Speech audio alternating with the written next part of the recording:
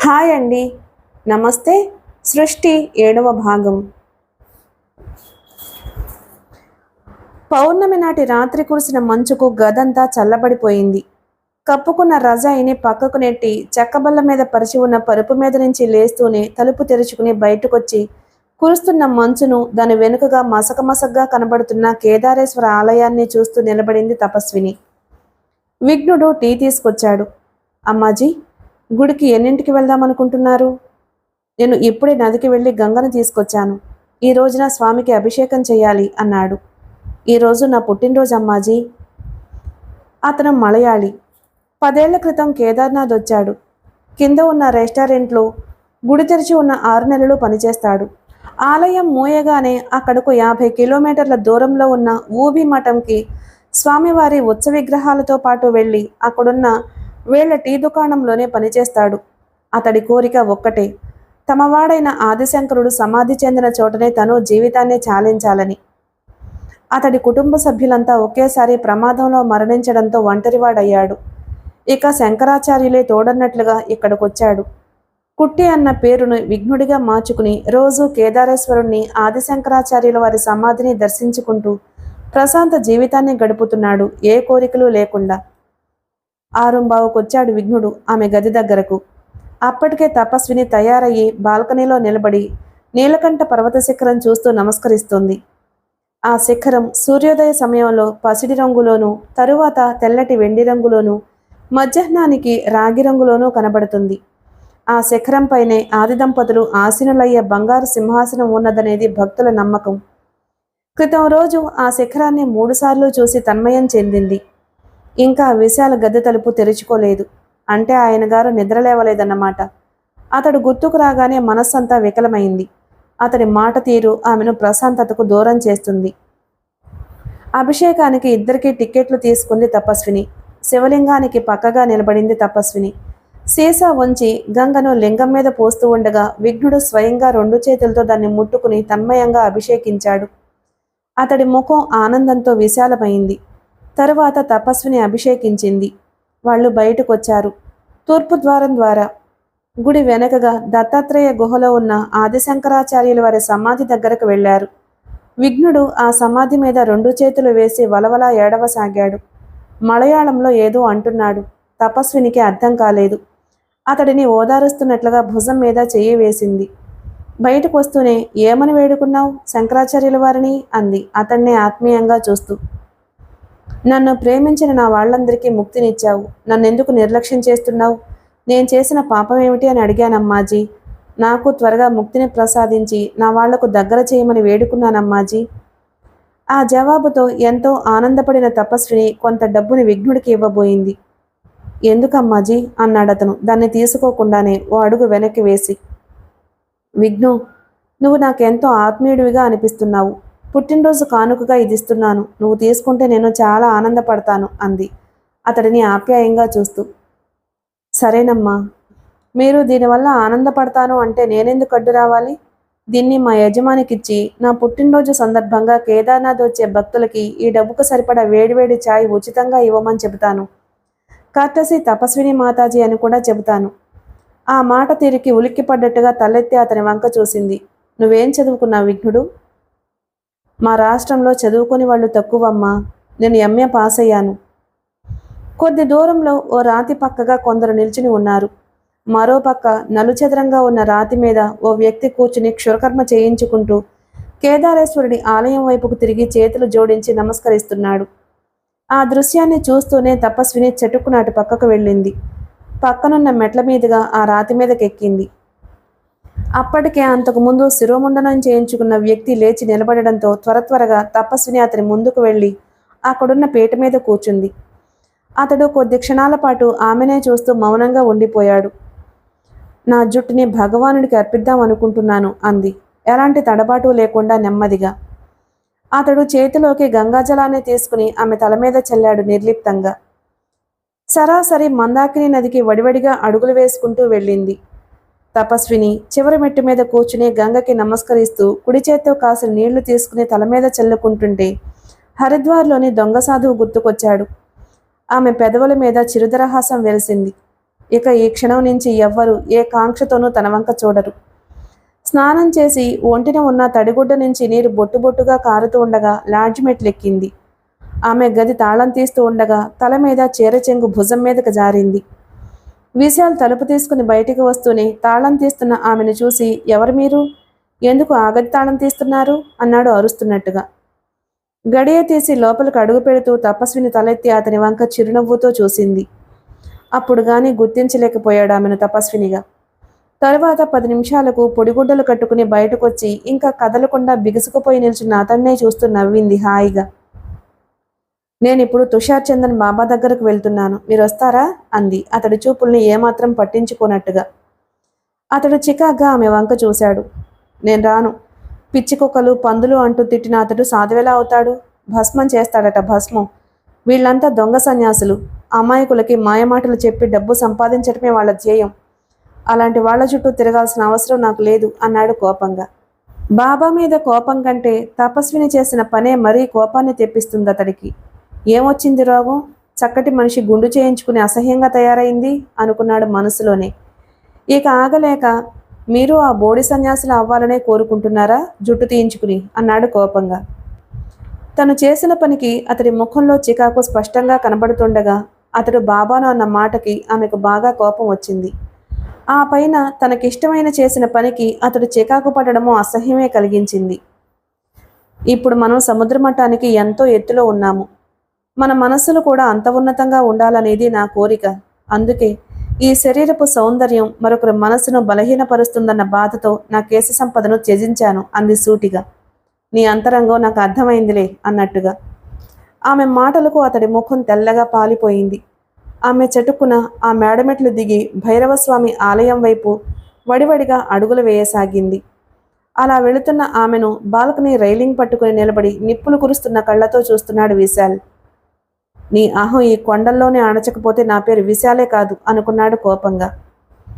తపస్విని సరాసరి గుహ ముందున్న పచ్చటి తీగలను తప్పుకుంటూ లోపల కాలు పెట్టింది. ఆమె గుండె దడదళ్లాడుతుంది. నిన్నటి అనుభవంతో ఆయన ఎక్కడ అరుస్తాడో అన్నట్టుగా బిక్కుబిక్కుమంటూ అడుగులు వేస్తుంది. గుహని ఆవరించిన సాంబ్రాణి పొగ ఆమెను ఉక్కిరి బిక్కిరి చేస్తుంది. సుగంధభరితమైన వాసన ఆమెను చుట్టుముడుతుంది. ముందుకు వెళ్ళి చీకటిలో కాలు పెట్టి 10 అడుగులు వేసిన తర్వాత మలుపులో నుంచి సన్నని వెలుగు. అతను నిశ్శబ్దంగా ఉంది. ఎక్కడా మనిషి అలికిడే లేదు. బాబా లేరా? స్వామి, మీ దర్శనం నాకు కావాలి. అయ్యేంత వరకు నేను పచ్చి మంచినీరు కూడా ముట్టను. ఇది నా శపథం. మరో 10 అడుగులు వేసేటప్పటికి వింత వెలుగు ఆ ప్రదేశాన్నంతా కప్పేసింది. స్వామి కోసం నలువైపులా చూస్తూ ఉండగా, బయటో బేటీ, మృదువైన స్వరం ఆమె శరీరం పులకరింపచేసేలా వినపడింది. చటుక్కున కుడివైపుకు చూసింది. అక్కడ తుషార్ చందన్ బాబా ఎత్తైన రాతి ఆసనం మీద కూర్చుని నవ్వుతూ కనబడ్డారు. తపస్వినికి ప్రాణం లేచొచ్చింది. ఆ పండు ముదుసలు యతీంద్రులను కన్నార్పడం కూడా మర్చిపోయి చూస్తూ ఉండిపోయింది. వయస్సే అంచనా వేయలేని దేహం వింత కాంతులతో వెలిగిపోతుంది. పెదవులు కదలకపోయినా ఆయన నుండి ఓంకారనాదం వినబడుతుంటే అది ఆయన శరీరంలోని ప్రతి భాగం ఉచ్చరిస్తున్నట్లే ఉంది. ఇక ఆగలేక భగవంతుడి దర్శనమే అయినంత ఆనందంతో నేల మీద సాగిలపడి సాష్టాంగ ప్రణామం చేసింది. లే బేటీ. తీయని కంఠం ఆమెకు కొత్త ఊపిరినిచ్చింది. కేశాల్ని త్యజించి పిచ్చికొక్కకు ధన్వంతరి అయ్యావన్నమాట. ఆ అమ్మాయికి గంగతీర్థమివ్వు అన్నారు ఆయన చిరునవ్వుతో అక్కడే ఉన్న శిష్యులతో. తను ఆయన దర్శనమైతే గాని మంచినీళ్లు తాగనని ప్రతిన పట్టిన మాట ఆయన తెలుసుకున్నారని గుర్తిస్తూనే ఉలిక్కిపడి వలవలా ఏడవసాగింది తపస్విని. స్వామి పకపకా నవ్వుతున్నారు. దేనికి మంకుపట్టు పనికిరాదు. పెద్దల మాటలు వినకుండా ఇంత దూరం పరిగెత్తుకుంటూ వచ్చావు కదా. నిన్ను కన్నవాళ్ళు ఎంత బాధపడుతున్నారో ఆలోచించావా? ఆమెకు మైకం కమ్ముతున్నట్లే ఉంది ఆయన మాటలు వింటుంటే. ఆమె చుట్టూ కాంతి వలయాలు తిరుగుతున్నాయా అనిపించగా భయంతో కళ్ళు మూసుకుంది. విష్ణువు నీకు తపస్సంటే ప్రాణమని తెలిసే నీకు ఆ పేరు పెట్టాడు. అందుకే నువ్వు ఇంత దూరం రాగలిగావు. ఆయన నవ్వు ఆ గుహ మొత్తంలో ప్రతిధ్వనిస్తుంది. పిచ్చి కుక్కలతోనూ విషజంతువులతో తిరిగితే నీ జీవితము విషపూరితమయ్యి నాశనం అయిపోతుందమ్మా. ఆమెకు సర్వం అర్థమైపోతుంది. ఆయన తనను గురించే మాట్లాడుతున్నారు. విశాల్తో రాకుండా ఉన్నట్లయితే నిన్ననే తనకు ఆయన దర్శనం అయి ఉండేదన్నమాట. శ్రద్ధానందుడు చెప్పాడు నువ్వు వస్తున్నట్టుగా. సాంబ్రాణి ధూపంతో పవిత్రం చేసి లోపలికి తీసుకువద్దామనుకున్నాను. కానీ నిన్ను ఆ సమయంలో ఓ దెయ్యం వెంటాడుతుంది. నువ్వు దానితో పాటు భస్మమైపోకుండా తరిమేశాను. ఆయన శిష్యుడు చిన్న కుండతో మంచినీళ్లు తెచ్చి పక్కన పెట్టాడు. తాగు అన్న ఆయన మాట వినగానే అసంకల్పితంగా చేయి చాచి దాన్ని అందుకుని దానిలోని నీళ్లను ఆ పాత్రను పైకెత్తి పట్టుకుని తాగసాగింది. మొదటి గుటక తీయగా ఉంది, రెండవ గుటక చేదుగా ఉంది, మూడవ గుటక పులుపుగా ఉంది, నాలుగవది చప్పగా ఉంది, ఐదో గుటక తీయగా ఉంది. ప్రతి గుటక ఒక కొత్త రుచినిస్తుంది. ఆమెకు తెలియకుండానే ఆ కుండలో నీళ్లన్నీ తాగేసింది. కడుపు నిండింది కదా, అదే జీవితం అంటే. అన్ని రుచుల సమ్మేళనమే బతుకు. అది వృత్తాకారంలో తిరుగుతూ ఉంటుంది. నువ్వు ఎవరో ఎప్పటికైనా తెలుసుకున్నావా? నాకు ఏమీ తెలియటం లేదు స్వామి అంది ముకుళిత హస్తాలతో తన చేతకానితనాన్ని వ్యక్తపరుస్తూ. అలా తెలుసుకోలేమని తెలుసుకోవడమే మనం తెలుసుకోవలసింది. మనకు లభించిన జ్ఞానంతో తృప్తి పడితే చాలు. మనల్ని సృష్టించిన దేవుడు మనకి కొన్ని విధులు ఏర్పరిచాడు. వాటిని మనం మన పెద్దల ఆశీస్సులతో నిర్వర్తిస్తుండాలి. అలా నిర్వర్తించడమే మనం మోక్షానికి దారి ఏర్పరచుకోవడం. రాజేంద్ర ఆత్మ ఓ నీడ లేకుండా త్రిశంకు స్వర్గంలో తిరుగుతుంది స్వామి అంది దిగులుగా. అది ఆత్మ కాదు, ప్రేతాత్మ. కోరికలు తీరితేనే గాని ఆ ప్రేతాత్మకి ముక్తి లభించదు. ఆ ఆత్మకు శాంతి లభించి ముక్తి పొందేందుకై బ్రహ్మకపాలంలో పిండ ప్రదానం చేద్దామనుకుంటున్నాను స్వామి. తుషార్ చందన్ బాబా నవ్వాడు. అది ఆ ప్రేతాత్మకి ఆకలి తీరుస్తుందే గాని ముక్తిని ప్రసాదించలేదు. మరి నేను ఏం చేస్తే ఆయనకి ముక్తి లభిస్తుంది స్వామి? అతడి కోరిక తీర్చు. దానివల్ల అతడే కాదు, నువ్వు నీ వాళ్ళనుకున్న వాళ్ళంతా కూడా సంతోషిస్తారు. స్వామి చెప్పేది తపస్వినికి అర్థమైంది. నేను రాజేంద్ర ఎంతగానో ప్రేమించుకున్నాము స్వామి. మానసికంగా ఒక్కటయ్యాం. అలాంటి నేను ఆయన పోయారని మరొకరిని ప్రేమించటం తగునా? అది న్యాయమా, ధర్మమా? నువ్వు తెలుసుకోవలసిన సృష్టి రహస్యం, నువ్వు నిర్వర్తించవలసిన విధి ఆ సృష్టిలో భాగమే. నీ విధిని నువ్వు నిర్లక్ష్యం చేస్తున్నావు అంటే నువ్వు ఆ సృష్టికే విఘాతం కలిగిస్తున్నావన్నమాట. అంతకు మించి మరో మార్గం లేదా స్వామి అంది దీనంగా ఆయన వంక చూస్తూ. మరో మార్గం ఏది ఎన్నుకున్నా నీ ఆత్మీయుడి ప్రేతాత్మకి మోక్షం లభించదు. నువ్వు వెంటనే వివాహం చేసుకుంటే అతడు నీకు మరింత దగ్గరవుతాడు. ఏం మాట్లాడాలో తెలియనట్లుగా ఉండిపోయింది తపస్విని. ఆమె కంటి వెంట ధారాపాతంగా నీరు కారుతుంది. ఈ రాత్రికి కేదార్నాథ్లో ఘోరమైన మంచు తుఫాను రాబోతుంది. దాన్ని నువ్వు తట్టుకోగలిగితే రేపు ఉదయాన ఇవాళ కంటే ముందే ఇక్కడకు నా దగ్గరకు రా. ఇప్పుడు నా అనుష్ఠానానికి సమయం అవుతుంది. ఆయన కళ్ళు మూసుకున్నారు. తపస్విని అక్కడి నుంచి లేవబోతూ మరోసారి సాష్టాంగ ప్రణామం చేసింది సెలవు తీసుకుంటున్నట్లుగా. Okay, you are fine. ఒక పని చేద్దామా? నిన్ను వదిలి నేను ఉండలేకపోతున్నానురా. నువ్వు వివాహం చేసుకుంటే నేను నీ కడుపున చేరిపోదామని, మనిద్దరం ఒకటే అన్నంతగా ఆత్మీయంగా గడిపేద్దామని. ఒక ఆడామగ ప్రేమికులుగానే బతకాలనేముంది? తల్లి కొడుకులుగా, తండ్రి కూతుళ్ళుగా ఉండలేరా? అది ప్రేమ కాదా? ఆత్మీయత కాదా? అది ఆనందం కలిగించదా? అందుకే ముందు ముందు నీలో భాగమవ్వాలని, నీ రక్తంలో రక్తమై పెరిగి నీ నుండి బయలుపడి నీ ఒడిలో నీ ముద్దలతో గడిపేయాలని మనసు తహతహలాడుతుందిరా. ఒక్కసారి విసురుగా మీదున్న రజాయిని తీసి అవతల పారేస్తూ మంచం మించి లేచి కూర్చుంది తపస్విని. ఆ మాటలంటున్నది రాజేంద్ర అని అర్థమవ్వడంతో. నీ ఒళ్ళో పడుకుని నవ్వుతూ నీతో ఆడుకుంటుంటే నా జన్మ ధన్యత్వం చెందుతుంది. నేను ఇంకా నీకు దూరంగా బ్రతకలేనురా. నన్ను కరుణించవా? తన శరీరాన్ని ఏదో తాకుతున్న స్పర్శ, తన కన్నీటిని ఎవరో తుడుస్తున్న భ్రాంతి, తన చెంపల పక్కగా జారిపోతున్న ఓ నిట్టూర్పు. కిటికీ కిందగా రాత్రి తను పడుకోబోయే ముందు విఘ్నుడు పెట్టిన అగ్ని ఇంకా మండుతుంది. అప్పుడు తను విఘ్నుడిని పిలిచి చెప్పింది, ఈరోజు రాత్రికి మంచు తుఫాన్ వస్తుందట అంటూ. విఘ్నుడు వింతగా ఆమె వంక చూశాడు. నేను మంచు తుఫాన్లను చాలా చూశానమ్మాజీ. ఆకాశం ఇంత ప్రశాంతంగా ఉన్నప్పుడు వచ్చే అవకాశమే లేదు అన్నాడు సంశయిస్తున్నట్టుగా, ఆమెదో భ్రాంతిలో ఉన్నదన్న భావనతో. బాబా నాకు స్వయంగా చెప్పారు. మరోసారి ఆశ్చర్యపోవడం అతని వంతయింది. బాబాజీని మీరు దర్శించుకోగలిగారా? దర్శించుకోవడం ఏమిటి? ఆయన ఎదురుగా కూర్చుని చాలాసేపు మాట్లాడాను. ఆయన ఆశీర్వచనాలు పొందాను. ఆయనే హెచ్చరించారు, ఈ రాత్రికి మంచు తుఫాను వస్తుంది, జాగ్రత్తగా ఉండమని. విఘ్నుడు ఇంకేమీ మాట్లాడలేకపోయాడు. సరేనమ్మా, మీరు పడుకోబోయే ముందు వచ్చి అగ్ని రాజేసి పెడతాను. మీరు దాని దగ్గరే కూర్చుందరు గాని చల్లదనానికి ఉపశమనం కలిగిస్తుంది. అతడు చెప్పినట్లే పడుకోబోయే ముందు ఇసుక పోసిన ఓ పెద్ద ఇనుప బాండి తీసుకొచ్చాడు. దాని నిండా బొగ్గులు వేసి నిప్పంటించి కట్టెలు పెట్టాడు. పక్కన కొన్ని విడికట్టెలు పెట్టి అవసరమైతే వాటిని కూడా ఉపయోగించుకోమన్నాడు. రాజేంద్ర తన కన్నీరు తుడుస్తున్నాడనిపించగా తిక్కరేగింది తపస్వినికి. చిపో దూరంగా అంది కసురుకుంటూ. నేను వెళ్ళిపోతాను. నువ్వు వెంటనే వివాహం చేసుకో. నీకు నచ్చిన వాడినే చేసుకో. నన్ను నీకు పుట్టబోయేవాడి శరీరాన్ని ఆలంబనగా చేసుకొనియ్యి. నా మీద నీ ప్రేమను అలా పంచివు. నాకు ముక్తి లభించేలా చూడు. పక్కనే ఉన్న దిండుని తీసుకుని విసిరి ఆ మాటలు వినపడుతున్న వైపుకి కొట్టింది. మంచం మీద బోర్లా పడిపోతూ ఎక్కుపుట్టేలా ఏడుస్తోంది. అప్పుడు రాత్రి సరిగ్గా 12 గంటలయింది. బాబా చెప్పిన మంచు తుఫాను ఇదేనా? దీన్ని తట్టుకోగలిగితేనా ఉదయాన రమ్మనమన్నది? అంటే రాజేంద్ర మాట అంగీకరిస్తేనే నేను ఆయన దగ్గరకు వెళ్లాలనా ఆయన ఉద్దేశం? ఆయన తనకు రాజేంద్రకి చూపిస్తున్న ముక్తి మార్గం ఇదేనా? తన తల్లిదండ్రులది అదే మాట, అత్తమామలది అదే మాట, అన్నయ్యది వదింది అదే మాట, చివరికి తను నమ్మిన బాబాది అదే మాట. ఆమె మనస్సంతా అల్లకల్లోలం అవుతూ ఉండగా కళ్ల ముందు కిరణ్ రూపం సాక్షాత్కరించింది. అతడు తల వంచుకు నిలబడి ఉన్నాడు. తన వాళ్ళ అందరి కోరిక అతడినే తను వివాహం చేసుకోవాలనేది తనకు తెలుసు. అంటే వాళ్ళందరినీ ఎదిరించి తన జీవితంలో ఎదురెదుతుందా? అప్పుడే తలుపు మీద టకటకమంటూ చిన్న శబ్దం. మళ్ళా రాజేంద్ర వచ్చాడా? అయినా రాజేంద్రకు ఈ తలుపులో లెక్క. మరలా తలుపు కొడుతున్న శబ్దం.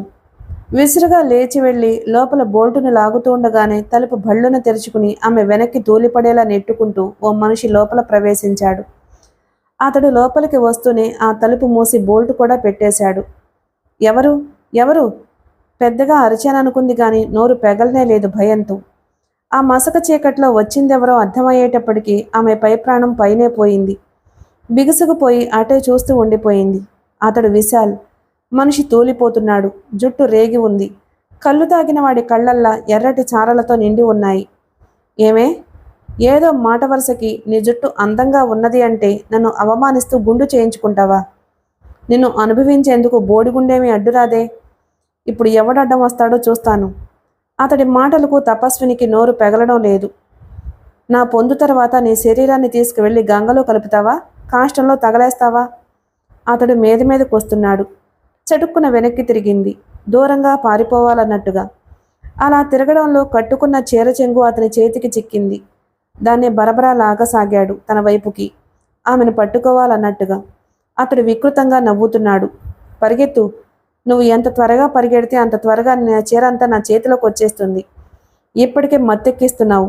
పూర్తిగా వివస్త్రమైతే నేను ఏం చేస్తానో నాకే తెలియదు. కమాన్. నీ అరుపులు కేకలు ఇక్కడ మరెవ్వరి చెవినా పడవు. చలికి తలుపులు బిగించుకుని రగ్గులు కప్పుకుని అందరూ గాఢ నిద్రలో మునిగి ఉన్నారు. ఈరోజు నీ శరీరం నాదవ్వాలి. నన్ను పిచ్చికొక నా బాబానే కాదు, ఈశ్వరుడు కూడా నిన్ను రక్షించలేడు. నిన్ను కళ్ళప్పగించి చూస్తూ కూర్చునేంత దద్దమ్మని కాను. విశాల్ని. అతను మీదకు వస్తున్నాడు.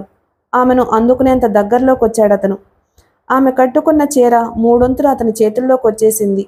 ఆమె గుండెల మీద చేతులేసుకుని భోరును ఏడుస్తూ మంచం చుట్టూ తిరుగుతోంది. నీకు చేసిన సాయానికి ఇదన్నమాట నేను పొందే ప్రతిఫలం అంది అసహనంగా అతన్నే చూస్తూ. ఏడుస్తున్న ఆమెనే చూస్తూ అతను పకపక నవ్వాడు. ఇక ఆమె చేయగలిగింది ఏమీ లేదన్నట్టుగా చొరవగా ఇంకాస్త ముందుకు మరో అడుగు వేశాడు. సరిగ్గా అప్పుడు తపస్విని మంచు తుఫాను వస్తే శరీరం వెచ్చపరుచుకునేటందుకు విఘ్నుడు ఉంచిన నిప్పుబాండి దగ్గర నిలబడి ఉంది. ఆ అవకాశాన్ని జారవిడుచుకోకూడదన్నట్లుగా చటుక్కున కూర్చున్నట్లుగా వంగి నిప్పుతో కాలుతున్న కట్టెను చేతిలోకి తీసుకుంది. ఆమె కూర్చున్నది అదునుగా ఆమెకు మరింత దగ్గరగా వచ్చి అతను వంగాడు. తపస్విని మెరుపులా లేచి నిలబడి చేతిలోని కాలుతున్న కట్టెతో అతడి మోకాలు విరిగేలా బలవంతా ఉపయోగించి ఒక్కసారిగా కొట్టింది. అతడు ఊహించని ఆ దెబ్బకు అమ్మా అని కేక వేశాడు. ఆ దెబ్బ నుండి కోలుకునేలోగానే రెండవ కాలు మీద మరోసారి కొట్టింది. అమ్మా! ఈసారి మరింత పెద్దగా అరుస్తూ అక్కడే నేల మీద కుప్పలా కూలబడిపోయాడు. ఇదే మంచు తుఫాను. బాబా చెప్పింది ఈ తుఫాను గురించి అన్నమాట. ఆమె వెంటనే ముందుకు దూకి అల్మరాలో ఉన్న మరో చీరను తీసుకుని వడివడిగా శరీరానికి చుట్టుకుంటూ వాడు ముట్టుకున్న చీరను తీసి వాడి ముఖాన్ని విదిలించి కొట్టింది. తలుపు తీసుకుని బయటకొస్తూనే విఘ్నుడు విఘ్నుడు అంటూ పెద్దగా అరవసాగింది తపస్విని. నేను ఆ భగవానుడి చేతిలోనే ఒక పనిముట్టునని గ్రహించగలిగితే జన్మ చరితార్థమైనట్లే. తుషార్ చందన్ బాబా పలికిన మొట్టమొదటి మాట అది. ఎదురుగా తపస్విని కళ్ళు మూసుకుని ఆయన మాటల మీదే మనస్సంతా కేంద్రీకరించి కూర్చుంది. నిస్సందేహంగా ఆయన భగవంతుడే. గతాన్నే కాదు భవిష్యత్తును కూడా చెప్పగల శక్తిమంతుడు. గడిచిన అర్ధరాత్రి అల్లకల్లోలమైన మనసును ప్రక్షాళన చేసుకోవాలన్నట్లుగా తపస్విని చీకటితోనే లేచి మందాకినిలో మునిగొచ్చింది.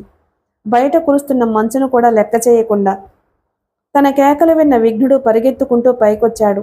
ఆ గదిలోని స్థితిని చూశాడు. అతని వయసు నేర్పిన అనుభవంతో అక్కడ ఏం జరిగిందో క్షణాల్లో గ్రహించాడు. వాడిని ఈడ్చుకు వెళ్ళి వాడి గదిలో పడేసి బయట గడియపెట్టు అంది విసురుగా తను. వాడు బాధతో రోధిస్తున్నా పట్టించుకోకుండా నేల మీదన ఈడ్చుకుంటూ వెళ్ళి అతని గదిలోకి నెట్టి తలుపు మూసేశాడు విఘ్నుడు. మీ మనిషి కాదా అమ్మా అతడు? లేదు, ఋషికేశ్లో దీనావస్థలో ఉండగా చూసి ఆశ్రయం ఇచ్చాను. హైదరాబాద్లో కొద్ది పరిచయం ఉండడంతో నమ్మి నా కారులో తీసుకొచ్చాను.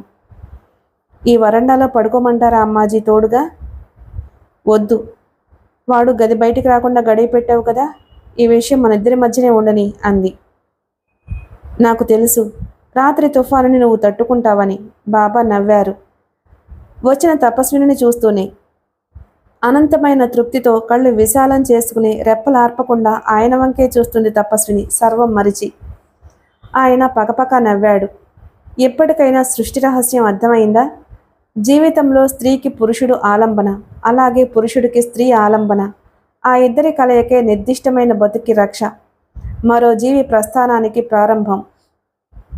మీ చరణాలకే అర్పితం చేసుకున్న అల్పజీవిని నేను ఏం చేయాలో మీరు నిర్ణయించండి అంది. ఆయన నుంచి వెలువడుతున్న కాంతి కిరణాలు ఆమెకు సప్తవర్ణ కిరణాలుగా గోచరిస్తుండగా తన్మయంగా చూస్తూ. మనకు తెలియకుండానే మనం ఈ ప్రపంచంలోకి ఏడుస్తూ వస్తాం, తర్వాత కొందరిని ఏడిపిస్తూ మాయమవుతాం. బాల్య, కౌమార, యవ్వన, వార్ధక్యాలు మన బతుకులోని దశలు. వాటిని గురించి గొప్ప గొప్ప తాత్వికులే అర్థం చేసుకోలేక తలలు పట్టుకుంటుండగా నువ్వేదో పరిశోధించాలనుకుంటూ బయలుదేరడం నీ వెర్రితనం. నీకు భగవంతుడు కొన్ని విధులు అప్పగించి ఈ భూమి మీదకు పంపాడు. వాటిని నిర్వర్తించి మళ్ళా ఆయన దగ్గరకు వెళ్ళి నా తదుపరి నివాసం ఏది స్వామి అని అడగడమే నువ్వు చేయవలసిన పని. ఆయనే కొత్త చిరునామా ఇస్తాడు. అంటే నీకు మరణం లేదనే కదా? నీ నివాసాన్ని ఆయన సూచనల ప్రకారం మార్చుకుంటూ పోవడమే. కొత్త ఇంట్లోని నీ సుఖదుఖాలు, వెలుగునీడలు, పాతింటిలో నువ్వు చేసిన పాపపుణ్యాలకు ప్రతీకలు. అర్థమైందా బేటీ? నీ భర్త తన శరీరాన్ని వదిలినప్పుడు చిగురుటాకుల్ని కూడా నిర్దాక్షిణ్యంగా త్రుంచివేస్తున్నాడని భగవంతుడి మీద అలిగి కోపగించుకుని దాని మూలాన్ని అన్వేషించాలన్నట్టుగా నీ వాళ్ళందరినీ ఏడిపిస్తూ ఇంటి నుంచి బయట కాలు పెట్టావు. వాళ్లకు కలిగించిన దుఃఖానికి శిక్షను నువ్వు మరో నివాసంలో అనుభవించక తప్పదు. ఆయన మాటలకు ఆమె కన్నులు వర్షిస్తున్నాయి. దేవుడు ఎక్కడో ఉన్నాడని ఎందుకు అనుకుంటావు? మన లోపలి ఆత్మే భగవంతుడు. అది మేల్కొనే స్థితి మానవ జీవితంలో ప్రతి వారికి ఒక్కసారే లభిస్తుంది. అది ఎప్పుడు అనేది మనం కనిపెట్టి ఉపయోగించుకోవడంలోనే మన తెలివితేటలుంటాయి. జ్ఞాన బీజానికి భక్తి జలం తోడైనట్లయితే అది మొలకెత్తి మహావృక్షమై మనిషిని మనిషిగా తీర్చిదిద్ది ముక్తిని ప్రసాదిస్తుంది.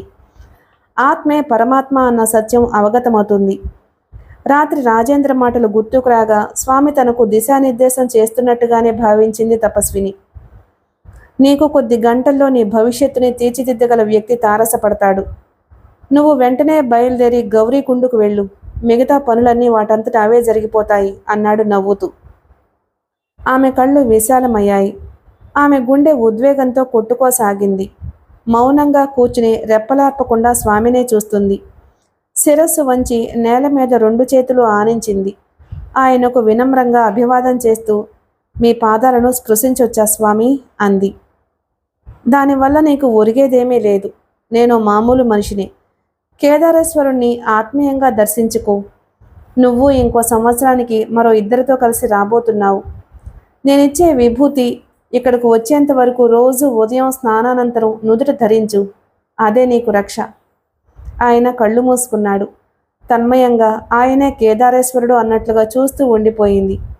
ఆయన శిష్యులు స్వామివారి పాదాల దగ్గర చిన్న వెదురుబుట్టను పెట్టారు. అందులో 3 పండ్లు, అప్పుడే విచ్చుకుంటున్న పూలు, విభూతి పట్ల ఉన్నాయి. మీరు వాటిని స్వీకరించండమ్మా అన్నాడు అందులోని ఒకతను. అవి అందుకుని ఆయన్ని వదలలేక వెనక్కి తిరిగి చూసుకుంటూ బయటకు నడిచింది తపస్విని. ఆయన దీవెన ఫలితంగానే ఆ రోజే ఆమె కేదార్నాథ్ నుంచి బయలుదేరిన కొద్ది గంటల్లోనే రాంబాడాలో ఓ అద్భుతం జరగబోతుందని ఆమె ఆ క్షణాన ఊహించలేకపోయింది. ఉదయం 7 పైన అరగంట అయింది. పప్పు నడుపుతున్నది బద్రీ ట్రావెల్స్ వారి కారుని. గౌరీకుండ్లో గుప్తకాశీకి వెళ్లే వెహికల్స్తో పాటు మొదట గేట్ సిస్టంలో అప్పుడే వదిలారు. పప్పుకి రాత్రి ఓ పార్టీ దొరికింది బద్రీనాథ్కు వెళ్లేందుకు. ఓ ముసలి దంపతులు, వాళ్ళ 20 ఏళ్ల మనవడు. వాళ్ళు ఎక్కడ కావాలనుకుంటే అక్కడ, ఎన్ని రోజులు కావాలంటే అన్ని రోజులు ఉండేలా రూట్ బస్సుల్లోనూ ప్రైవేటు కార్లలోనూ తిరుగుతున్నారు. కేదార్నాథ్ నుండి బద్రీనాథ్కు వెళ్ళి అక్కడ లక్ష్మీనారాయణ్ణి దర్శించుకుని బ్రహ్మకాపాలంలో పెద్దలకు పిండ ప్రదానం చేసి ఋషికేశ్కి తిరిగి వెళ్లాలనేది వారి కోరిక. వాళ్ళకి గౌరీకుండ్లో పాసింజర్ల కోసమే ఎదురు చూస్తూ కూర్చున్న పప్పు కనబడ్డాడు. రాత్రే రేటు కుదరడంతో పొద్దున్నే గౌరీకుండ్లో వాళ్ళను ఎక్కించుకుని ఫస్ట్ బ్యాచ్లోని గుప్తకాశీకి బయలుదేరాడు.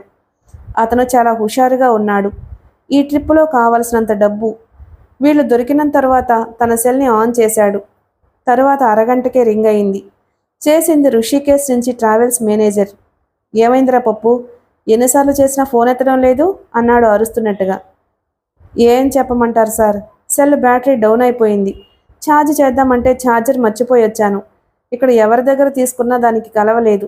ఎవరిదో ప్రైవేట్ వెహికల్ సాయంత్రం వస్తే అతన్ని అడిగి తీసుకుని పెట్టాను. పూర్తిగా డౌన్ అవడంతో చాలాసేపు ఛార్జ్ చేయాల్సి వచ్చింది. మేడం వాళ్ళు రాత్రే గౌరీకుండకు వచ్చారు. పొద్దున్నే ఫస్ట్ ట్రిప్లో గేటు తీయగానే గుప్తకాశీకి బయలుదేరాం. బద్రీనాథ్ వెళ్లాలన్నారు. రుద్రప్రయాగ్కి వచ్చేటప్పటికే 2 అయ్యేలా ఉంది. అక్కడికి వచ్చిన తర్వాత మీకు ఫోన్ చేస్తాను. పప్పు, ఓ పని చెయ్యి, నువ్వు గుప్తకాశీకి రాగానే నాకు రింగ్ ఇయ్యి అన్నాడు. అలాగే సార్ అంటూ ఫోన్ ఆఫ్ చేశాడు.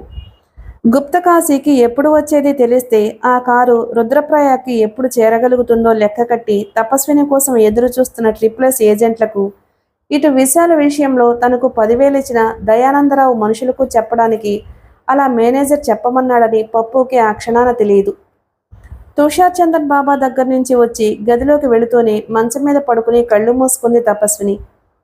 తను ఇక బాబా చెప్పినట్టుగా చెయ్యక తప్పదు.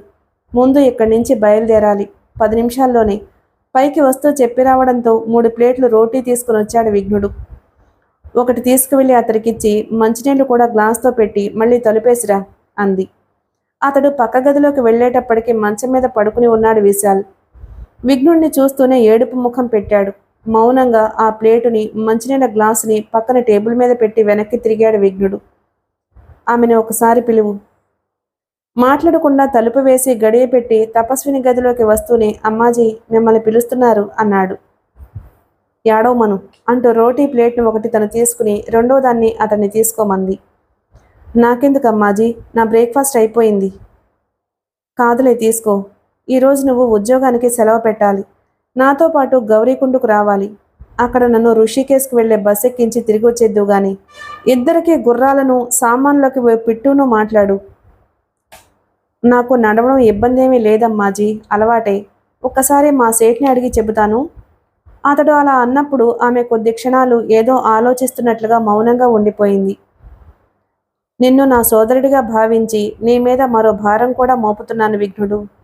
వాడిని ఇక్కడ ఏదైనా ఆశ్రమంలో చెప్పి పుణ్యం కట్టుకో. నీకు 5,000 ఇచ్చి వెళ్తాను. ఆ డబ్బు అయిపోయిన తర్వాత ఎక్కడైనా కూర్చుని అడుక్కోమను.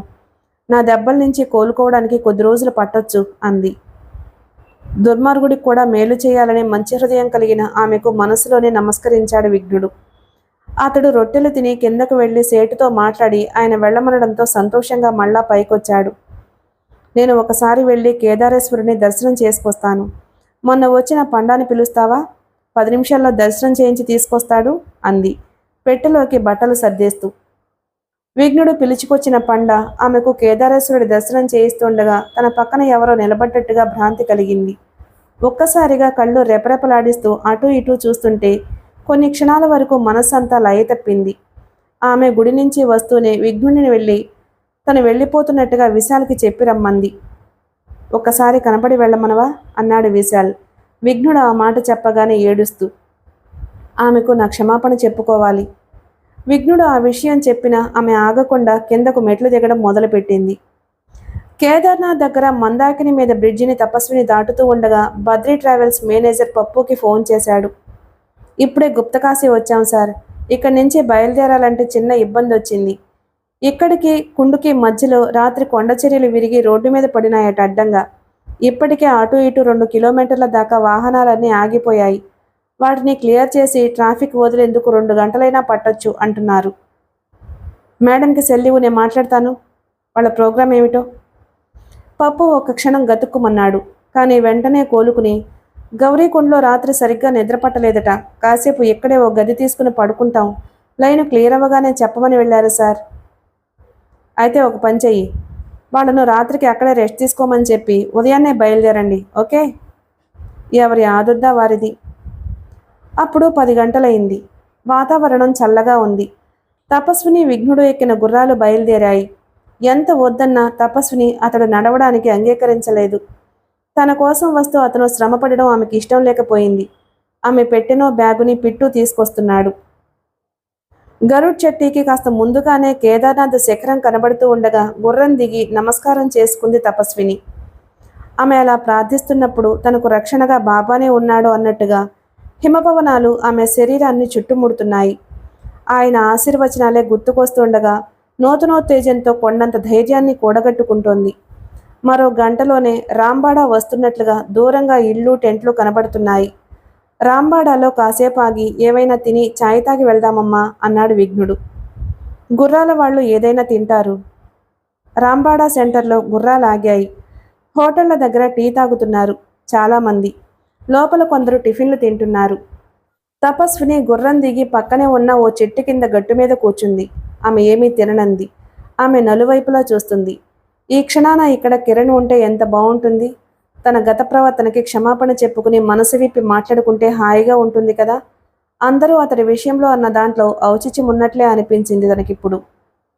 ఆ భావనకు ఆదిదేవతలు విహరించేది ఎక్కడేనన్నట్టుగా శరీరాన్నంతా కుదిపేస్తూ ఓ జలధరింపు. ఉన్నట్టుండి ఆమె చూపు ఓ మనిషి మీద ఆగిపోయింది. అతడిని గుర్తిస్తూనే చటుక్కుని లేచి ఉద్వేగంతో కిరణ్, కిరణ్ బావా, కిరణ్ అంటూ పెద్దగా చప్పట్లు కొడుతూ పిలవసాగింది. తను కలగనడం లేదు కదా. కళ్ళు చికిలించి నిలుముకుంటూ అటే చూస్తుంది. ఎందుకైనా బాబా తనను వెంటనే గౌరీకుండకు వెళ్ళమన్నది? నిజమా? ఇది నిజమా? తను చూస్తున్నది నిజమేనా? కిరణ్ బావా? ఆమె అరుపులకి కిరణ్ ఆమె కేసి తిరిగాడు గాని పిలిచింది ఎవరో అర్థం కాక అటే చూస్తూ ఉండిపోయాడు. గుండు మీద చీర ముసుగుతో ఉన్న తపస్విని గుర్తుపట్టడానికి కొద్ది క్షణాలే పట్టింది. గుర్తుపట్టిన మరుక్షణంలోనే ఆమె వైపుకు అతను పరిగెత్తాడు. అతడు దగ్గరకు రాగానే ఆమె అతని మీదకి ఒరిగిపోతూ కౌగిలించుకుంది ఆవేశంగా. నా కోసమే వచ్చావా కిరణ్? నన్ను చూడడానికే వచ్చావా? బాబాని నిన్ను పిలిపించాడా? ఇన్నాళ్ళు ఒంటరిగా కొత్త వాళ్ల మధ్య తిరిగిన ఆమెకు తను కోరుకుంటున్న మనిషి కనబడడంతో ఆవేశాన్ని, ఆనందాన్ని నిగ్రహించుకోలేకపోతుంది. ఆమెలోని నరాలన్నీ ఉద్విగ్నతతో కదిలిపోతూ ఉండగా ఊగిపోతుంది. అతడు బిత్తరపోయాడు ఆమె చేష్టకు. ఆమె వలవలా ఏడుస్తూ భుజం మీద చేతులు వేసి మీదకు లాక్కుంటుంది. టీ తెచ్చిన విఘ్నుడు వాళ్ళని చూస్తూనే అవాకై నిలబడిపోయాడు. విఘ్ను, ఇతడే మా బావ. నే పెళ్లి చేసుకోబోతున్నది ఇతణ్ణి అంటూ ఆవేశంగా అంది తపస్విని. తపస్విని మాటలు వింటూనే కిరణ్ బిత్తరపోయాడు. ఏమైంది దీనికి? తిక్క బాగా ముదిరినట్లుంది అన్నట్టుగా ఆమెనే చూస్తున్నాడు. ఇంట్లో నుంచి పారిపోయి వచ్చింది. తనను వివాహం చేసుకోవడానికి ఇష్టం లేకనే కదా. విఘ్నుడు, ఇక నువ్వు వెనక్కి వెళ్ళిపోవచ్చు. మా బావ నాకు తోడొచ్చాడు కదా అంది. నేను గౌరీకుండ్ రావాలమ్మా, ఎలాగూ వస్తున్నాను కదా అని సేటు సామాన్లు కొనుక్కురమ్మన్నాడు. సరే పద, ఇంకో గుర్రం దొరుకుతుందేమో చూడు అంది హుషారుగా. మీ బావగారిని నా గుర్రం మీద రమ్మనమనండి, నేను నడుస్తాను. వద్దొద్దు, మేమిద్దరము చేతులు పట్టుకుని హాయిగా నడిచేస్తాంలే అంది. వాళ్ళిద్దరూ మాట్లాడుకుంటూ నడుస్తుంటే సమయమే తెలియలేదు. అలా నడక మొదలుపెట్టి తపస్విని ఉద్వేగపు మాటలు ఆపిన తరువాత కిరణ్ అప్పటికి పూర్తిగా కోలుకుని అడిగిన మొట్టమొదటి ప్రశ్న, ఈ గుండేమిటి నీకు? నా జుట్టు చూసి కొందరు ఏడుస్తుంటే దిష్టి తగులుతుందని కేదారేశ్వరుడికి సమర్పించాను. పకపకా నవ్వింది. అతడే కొద్దిసేపు ఆగి, అవును, నీతో పాటు ఋషికేశ్ నుంచి నీ కారులో ఒకడు వచ్చాడు కదా, ఎవడవాడు అన్నాడు నుదురు ముడివేసి ఆమెనే చూస్తూ. వాడా? నువ్వెప్పుడు చూసావు? ఒట్టి డర్టీ ఫెలో, మన హైదరాబాద్ వాడే. పిచ్చి వేషాలు వేస్తుంటే కాళ్ళు విరగొట్టాను. ఇంకెప్పుడు వాడి గురించి మాట్లాడి నా మూడు చెడగొట్టొద్దు అంది సీరియస్గా ముఖం పెట్టి. గౌరీకుండ వచ్చేటప్పటికి 3 గంటలైంది. విఘ్నుడు, ఇక్కడి నుంచి గంగోత్రి వెళ్లే దారిలో త్రియోగి నారాయణ్ దేవాలయం ఉందట కదా, మేము అక్కడికి వెళ్తాం. కారేదైనా దొరుకుతుందేమో చూడు. విఘ్నుడు కనుక్కుంటానమ్మా అంటూ అవతల పక్కకు వెళ్ళాడు. అక్కడికి దేనికి అన్నాడు కిరణ్. నేను అంత దూరం వచ్చాను కదా. కేదార్నాథ్ దేవాలయం చూడొద్దా అంటే సంవత్సరం తర్వాత చూద్దుగాన్లే అంటూ లాక్కొచ్చావు. ఇప్పుడేమో దారిలో లేను ఆ గుడికి వెళ్దామంటావు. ఏమిటి నీ ఉద్దేశం అసలు అన్నాడు అయోమయంగా చూస్తూ. బావా, అక్కడ పార్వతీ పరమేశ్వర్లు వివాహం చేసుకున్నారట, చూద్దామని. విఘ్నుడు ఓ మనిషిని వెంటబెట్టుకొచ్చాడు. ఇతడు వస్తానంటున్నాడు. 200 రాత్రికి ఉండాలంటే మాత్రం 300 అవుతుందంటున్నాడు. సరే అన్నట్టుగా తల ఊపింది తపస్విని. విఘ్నుడు వద్దంటున్నా వినకుండా బలవంతాన అతడి చేతిలో 1000 రూపాయలు కుక్కి నమస్కరించింది. అతడు కలవరపడుతూ వెనక్కి పోతుంటే నవ్వుతూ, నువ్వు నాకంటే వయసులో పెద్దవాడివి, కొత్త ప్రదేశంలో నాకెంతో సాయం చేశావు. వచ్చే సంవత్సరం మళ్ళా వచ్చి నీకు కనబడతాను అంది. మేమిద్దరమే కాదు, ముగ్గురం. ఆ మూడోవాడెవడు వింతగా అడిగాడు కిరణ్. రాజేంద్ర. ఆ మాట వింటూనే అయోమయంగా చూశాడు. తను అనుకుంటున్నట్లే అది పూర్తిగా తిక్క లక్షణమే. తర్వాత 15 గంటకి కారులో వెళుతూ, అదేమిటి అతడు హోటల్లో పనివాడన్నావు, కాళ్లకు నమస్కారం పెట్టావు అడిగాడు కిరణ్. తపస్విని ప్రతి చర్య ప్రతి మాట అయోమయంగానే ఉంది. అతడు ఎక్కడ ఏం పని చేస్తున్నాడు అనేది నాకు అనవసరం.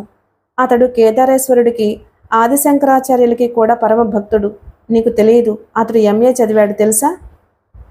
వాళ్ళు త్రియోగి నారాయణ్ గుడి దగ్గరకు వెళ్ళేటప్పటికి అక్కడ ఎంతో హడావిడిగా ఉంది. చాలామంది భక్తులున్నారు. మండపాన్ని మామిడి తోరణాలతో అలంకరిస్తున్నారు. ఒక పండా వచ్చాడు. కొత్తగా వచ్చిన వీళ్ళని చూస్తూనే పూజ ఏమైనా చేయిస్తారా అంటూ. ఈరోజు ఏమిటి ప్రత్యేకత? ఇవాళ చాలా మంచి రోజమ్మా. స్వామివారికి కళ్యాణం చేయించడానికి ఢిల్లీ నుంచి ఓ భక్తుడు ప్రత్యేకంగా వచ్చాడు.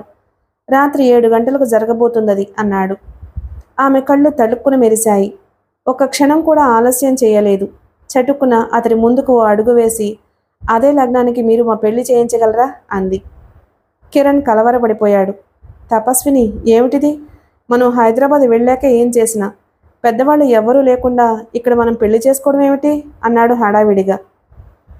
హైదరాబాద్లో మరోసారి అందరి మధ్య కూర్చుని చేసుకుందాం లేవయ్యా మగడా అంటూనే, మొత్తం ఎంత అవుతుందో చెప్పండి, ఇస్తాను. పసుపు కొమ్ము తాడు చాలు, దేవుడి తలంబ్రాలు ఎలాగూ ఉంటాయి. ఆమెకు విశాల్ ఏ ఉద్దేశంతో ఇక్కడకు వద్దామన్నది అర్థమైంది ఇప్పుడు. ఇక తపస్విని తన మాట వినదని తెలిసిపోయింది కిరణ్కి. పండా వచ్చాడు. మొత్తం 2500 ఇవ్వండి, అన్ని ఏర్పాట్లు చేస్తాను. రాత్రి మీ భోజనం కూడా పూజారి గారి ఇంట్లోనే.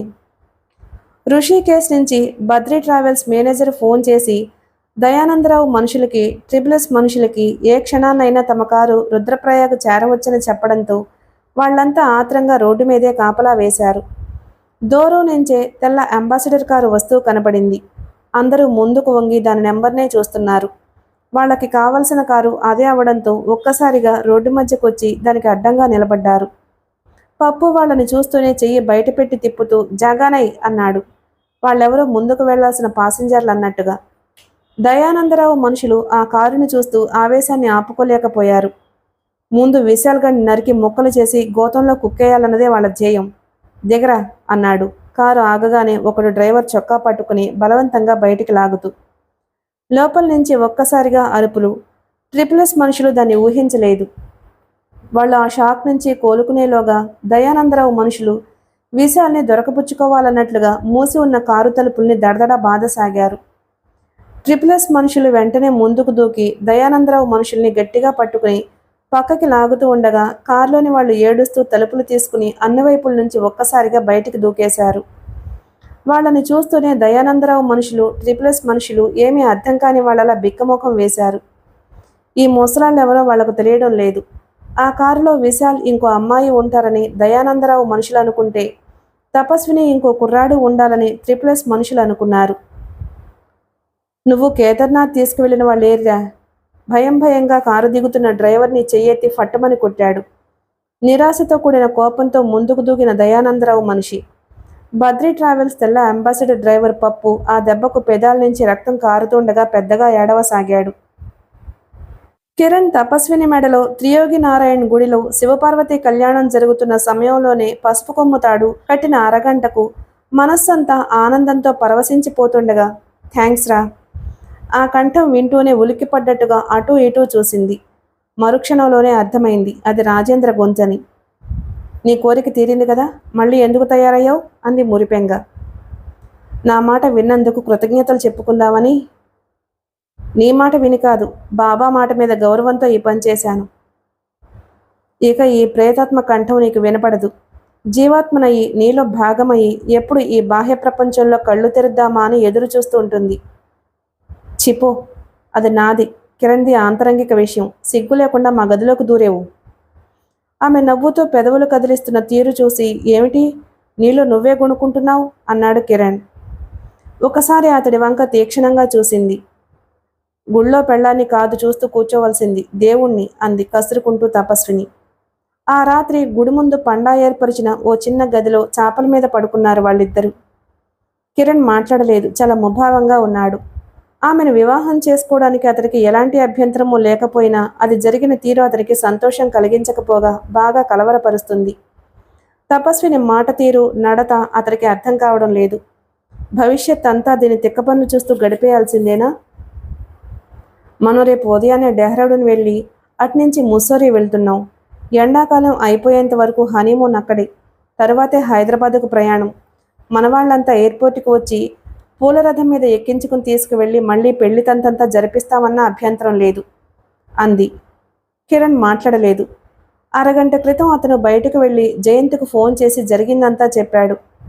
శుభాకాంక్షలు, ఇప్పుడు నువ్వేమీ మాట్లాడొద్దు. తన మాట వినడం లేదని మళ్ళీ పారిపోయిందంటే నువ్వే తిరగలేక ఇబ్బంది పడతావు. హైదరాబాద్ వచ్చేదాకా మౌనంగా ఉండిపో. ఓ ఉచిత సలహా ఇచ్చాడు జయంత్. సరిగ్గా ఆ సమయంలోనే లోపల ఒంటరిగా ఉన్న తపస్వినికి శాంతినికేతన్లో ఆతిథ్యం ఇచ్చిన శ్యామసుందరీదేవి, నీలమణి, కనకదుర్గ గుర్తుకొచ్చారు. నీలమణి గీసిన అత్యద్భుతమైన బొమ్మ గుర్తుకొచ్చింది. ఇప్పటి తన ఆనందాన్ని వాళ్లతో పంచుకోవాలనిపించింది. కానీ మరుక్షణంలోనే ఆమె మనస్సంతా మ్లానమైంది. వాళ్ళిచ్చిన ఫోన్ నెంబర్లు తను కలకత్తాలో బందోపాధ్యాయ గారింట్లో వదిలేసిన పెట్టెలో ఉన్నట్టుగా గుర్తుకు రావడంతో అయ్యో, అంత మంచి స్నేహితురాలతో ఇక మాట్లాడే అవకాశమే లేదా అని దిగులు పడిపోయింది. ఆ పెట్టె హైదరాబాద్లోని తన ఇంటికే చేరిందన్న విషయం ఆ క్షణాన ఆమెకు తెలియకపోవడంతో. 3 నెలలు ఏం చేస్తామే ముస్సోరీలో అన్నాడు లోపలికి వస్తూనే విసుగ్గా కిరణ్. ఈ గుండుతో హైదరాబాద్లో కాలు పెడితే నా స్నేహితురాళ్ళు నన్ను నానాయాగి చేసేస్తారు. కాస్త జుట్టు పెరిగితే బాబ్ చేయించుకుందిలే అనుకుంటారని అక్కడ ఉండడం అంది అతన్నే కన్నార్పకుండా చూస్తూ. నేను రేపే హైదరాబాద్ వెళ్ళిపోతాను. నువ్వు ముస్సోరీలో 3 నెలలుంటావో 6 నెలలుంటావో నీ ఇష్టం అన్నాడు కవ్విస్తున్నట్టుగా కిరణ్. అదేం కుదరదు. మనం ఎండాకాలం అంతా ముస్సోరీలోనే ఉండాలి. అక్కడికి రాజేంద్ర వస్తానన్నాడు. ఆ మాట చెబుతున్నప్పుడు ఆమె ముఖం కందినట్లయింది. ఆయన గారు రాగానే ముగ్గురం కలిసి హైదరాబాద్ వెళ్ళొచ్చని. కిరణ్ విసిరగా గోడవైపుకు తిరిగి తలను దానికేసి టపటపా కొట్టుకోసాగాడు. అయిపోయిందండి సృష్టి నవల. మన ఛానల్ కనుక మీకు నచ్చితే తప్పకుండా లైక్ చేసి సబ్స్క్రైబ్ చేసుకోండి ప్లీజ్. Thank you.